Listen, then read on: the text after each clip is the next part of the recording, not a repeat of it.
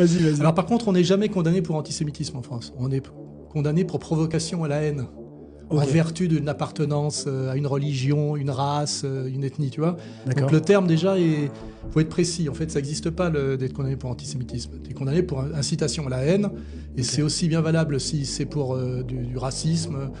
Alors normalement, ça devrait être équivalent quand tu critiques pas un peu trop les musulmans, on pourrait dire que c'est de l'incitation à la haine. Mais visiblement, il y a un déséquilibre. Tu vois, Zemmour, lui, il peut. Et moi, je peux pas, tu vois. Donc, mais tu vois, Ouais, j'en avais parlé justement dans une vidéo. C'est vrai qu'il y a des personnalités comme Zemmour qui ont eux aussi été condamnés pour incitation à la haine, mais pourtant ils ont une présence médiatique qui est bien plus forte. Et Que puis surtout, la ils vôtre. arrivent à faire penser, ce qui est d'ailleurs pas forcément faux, qu'en fait, ils attaquent pas, c'est pas du racisme, c'est la critique d'une religion. Tu vois, c'est-à-dire qu'on a le droit, comme l'a dit Elisabeth Badinter, on a le droit d'être islamophobe. Mais le problème, c'est que quand tu dis, bon, ben, on peut peut-être être aussi judéophobe, c'est-à-dire avoir peur de la religion juive, mais là, on te dit non, non, parce que la judéophobie, c'est de l'antisémitisme déguisé, tu vois. C'est comme ça que fonctionne ce déséquilibre.